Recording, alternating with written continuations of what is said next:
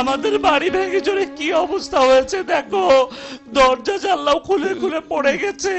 এদিকে বাড়িওয়ালা এমন কিপটে যে এগুলো ঠিক করে দিচ্ছে না। বড় ভাই আমাদের সাহায্য করো প্লিজ। এখন এই অসময়ে আমরা বাসা হারিয়ে কোথায় থাকবো বড় ভাই, বলো তুমি। আরে মোটু, আমার ভাই, আমার বন্ধু, তোমরা এত চিন্তা করো না। আমি তোমাদের একটা হিউম্যান ঘর দিচ্ছি। হিউম্যান ঘর? হ্যাঁ রে ভাই, হিউম্যান ঘর। এটা এখান থেকে ওখানে নড়াচড়া করতে পারে, আবার কোথাও বলতে পারে। তোমরা চাইলে যেখানে ইচ্ছা ওটাকে নিয়ে যেতে পারবে। কি মজা! কোথায় সেই হিউম্যান ঘর? এই কোথায় কোথায়? তাড়াতাড়ি দাও, তাড়াতাড়ি দাও, এখন তাড়াতাড়ি আমাকে দিয়ে দাও। আরে তাড়াতাড়ি করে দিয়ে দাও।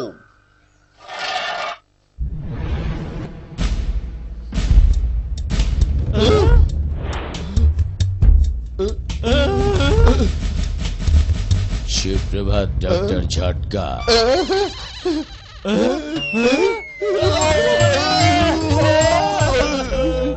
শোনো বন্ধুরা, এর নাম মাইক। এই বাসাটা কোথাও বলতে পারে। আর হ্যাঁ, একটা কথা মনে রাখবে, এ পরিষ্কার পরিচ্ছন্নতা খুব পছন্দ করে। আর রোজ রাতে যখন তোমরা বাসায় ফিরে আসবে তখন কিন্তু ওকে এন্ট্রি ফি দিতে হবে, না হলে দরজা খুলবে না। আর এন্ট্রি ফি হলো মাত্র 50 টাকা, বুঝেছো? 50 টাকা এন্ট্রি ফি? হ্যাঁ, ও নিজের রক্ষণাবেক্ষণের জন্য এই টাকা নেয়, ভাববে যে একটু একটু বাড়ি ভাড়া দিচ্ছ। আমরা রাজি আছি, রাজি আছি আমরা। এই চলো পাতলু, আমরা এটাকে নিয়ে যাই, এটাকে আমাদের বাসার সামনে রাখবো। চলো বন্ধু, চলো। বন্ধু না, তোমরা আমার ভাড়াটে। বন্ধু সমানে সমানে হয়, বাড়িওয়ালা আর ভাড়াটে কখনো বন্ধু হয় না।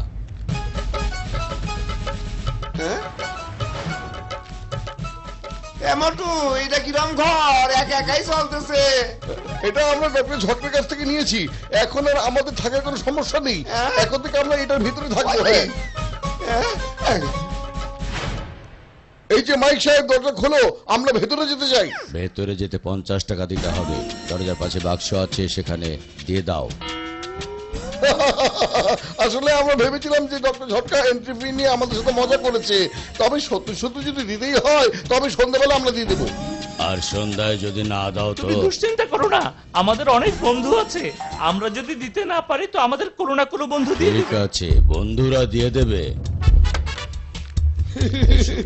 চলো ভেতরে গিয়ে দেখি বাসার ভেতরে কি কি আছে। সবকিছু আছে দেখছি। সুন্দর। বাহ, চমৎকার। হ্যাঁ। জুতো খুলে ভেতরে যাও। আমি চাই ঘর সবসময় পরিষ্কার থাকুক। জুতা স্যান্ডেলে বাইরের অনেক ময়লা লেগে থাকে আর রোগ জীবাণু ছড়ায়। ওই তোমার বকবকানি এবার বন্ধ করো। জুতা স্যান্ডেল খুলতে পারবো না, বলো তুমি কি করতে পারবে? দেখো কি করছি।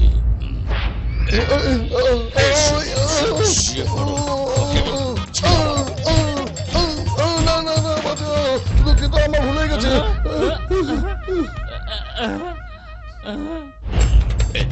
ওরে বাবা রে, মরে গেলাম। আমি তো স্যান্ডেল খুলে ফেলেছি, দুঃখিত, আমার ভুল হয়ে গেছে।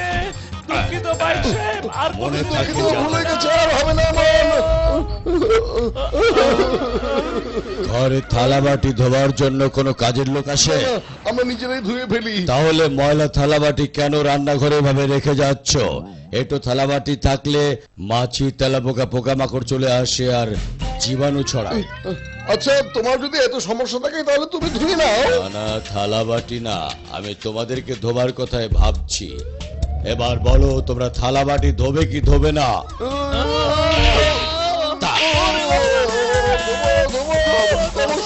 অবশ্যই ধোবো।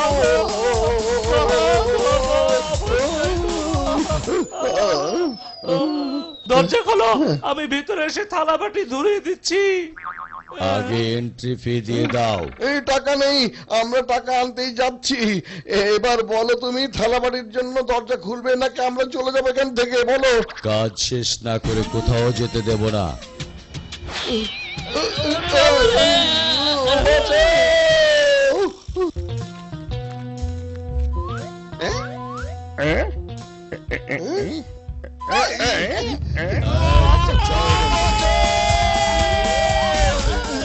যাচ্ছি, তোমাকে দেখে নেবো, ডক্টর সাহেবের কাছে যাচ্ছি এখন। এই জন হয়ে যাবে ডন, জন হয়ে যাবে ডন, এই বাড়ি বেঁচে তাহলে কোটিপতি কোন জন? বাহ ওস্তাদ বাহ, কি সুন্দর কবিতা বললেন। কবিতার বাচ্চা, কবিতা ছাড়ো আর ভাবতে থাকো কোটিপতি হবে কোন জন। আরে মানদত্তা, আমাদের সিনেমার দোকানের দল, ওই বাড়ি বিক্রি করবো আমি, আর হব আমি কোটিপতি। শোনো জন ভাই, তুমি বড় বড় ব্যাংকে ঢুকবির পারো, কিন্তু এই ঘরের ভিতরে কোনোভাবেই ঢুকবির পারবে না, বুঝিস? জনকে চ্যালেঞ্জ করছো? তুমি আস্ত বোকায় আছো, বুদ্ধি নিয়ে ভুল ধারণা মনে ধারণ করছো। হ্যাঁ,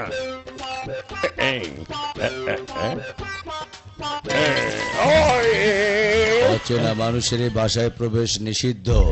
আমি মোটু বাটুর বন্ধু, কোনো অচেনা মানুষ নয়। তোমরা বন্ধু ওদের? হ্যাঁ, ধন্যবাদ।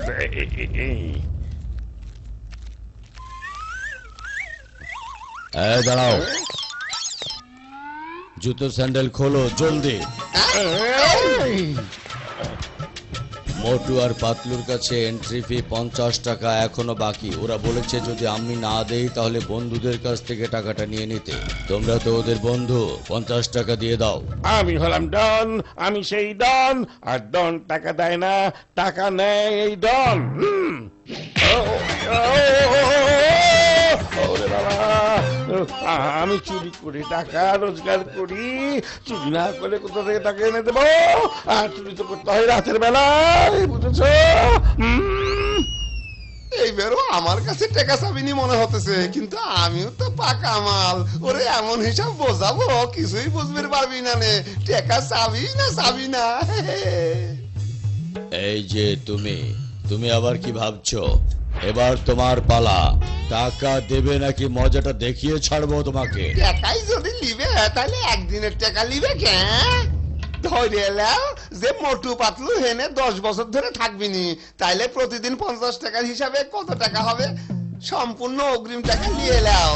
50 টাকার হিসাবে কত টাকা হবে নি? সম্পূর্ণ অগ্রিম টাকা নিয়ে এলাও করে কাস্তিন। এমন সুযোগ ছাইরো না কইলাম।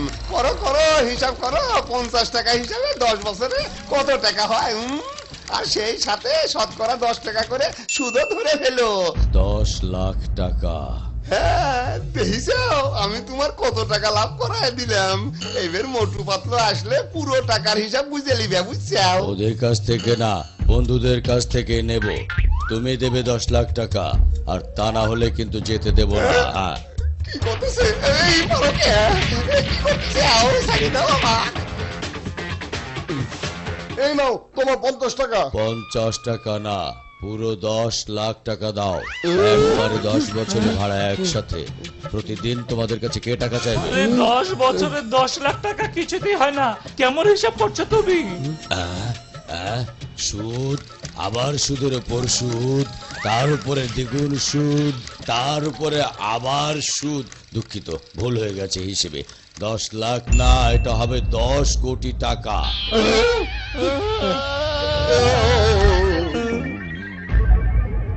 আমি 10 কোটি টাকা কেন, 10 টাকাও দেবো না। বড় ভাই তোকে বোঝাও। তোমাদের বড় ভাই তোমাদেরকে পরে বোঝাবে, আগে আমি বুঝিয়ে দিচ্ছি।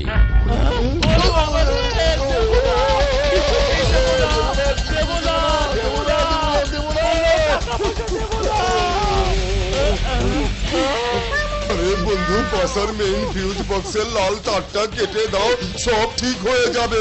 ওর চলাফেরা, কথা বলা সব বন্ধ হয়ে যাবে। এটা সত্যি কথা।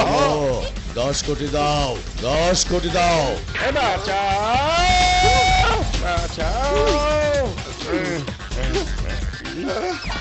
মোটু, তুমি ওকে এদিকে ব্যস্ত রাখো, আর আমি গিয়ে ওর মেইন ফিউজ বক্সের লাল তারটা কাটার চেষ্টা করি।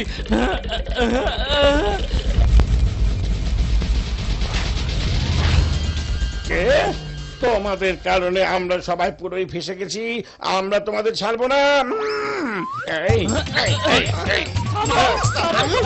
আমি বাসাটাকে ঠিক করতে এসেছি। মামা, আরে বাবারে।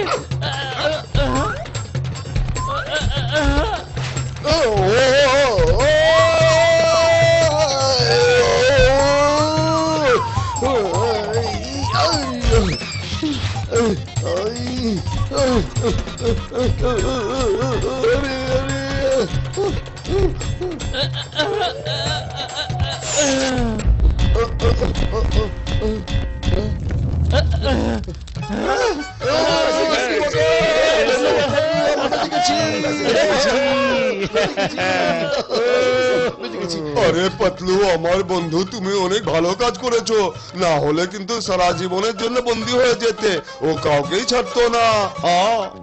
মারো কে মারো। আরে আরে আমাকে মারছো কেন? 100 কোটি টাকা দাও, 100 কোটি টাকা দাও, না হলে ছাড়বো না।